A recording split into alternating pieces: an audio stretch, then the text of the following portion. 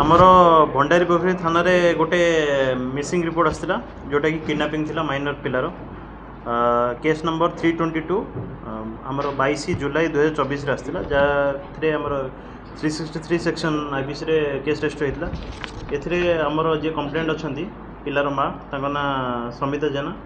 तांकर स्वामी देहांत पर तांकर पिला को सी बाप घर रोते पिला सहित तांकर 3 वर्षर 2.5 वर्षर पुआ था पिला को तांकर ससुर घर लोक माने चॉकलेट बिस्कुट दवा बहाना बेले बुझले नहीं आसले बाहर नहीं आसी किडनैप करने जो थे आम केस रजिस्टर है तापर जिते कंटाक्ट कले कि मोर पिला को फेरतु बोली सी आउ कौन रेस्पॉन्स कले इवन इफ आमर थाना स्टाफ भी चेष्टा कलु से रेस्पॉन्स किसी ठीक नाला तापर आमर सीडीआर एनालिसिस करिकी अक्यूज मानकर जी ननद ससुर शाशु आउ दियर तो ये माने को आमर बाहर लगी एमर ए केस रे संश्लिष्ट मैंने अच्छा एगेन्स्ट रे 3 जन एथरू बेल नहीं आसछंती आंटीसिपेटरी बेल आ जन को डिटेन रखाई शाशु जी कि जेजेमा हे पिलार पाखना जेना सी डिटेन रखाई आ 3 जन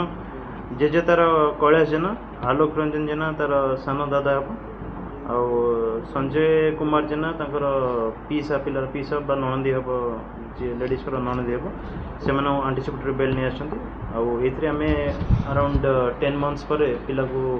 भुवनेश्वर चंद्रशेखरपुर एरिया आम रेस्क्यू कलु रेस्क्यू कलापर ए माँ छुआ सुस्थ अच्छा या हजबैंड डेथ होता गाड़ी एक्सीडेंट रे जो थे मे बी से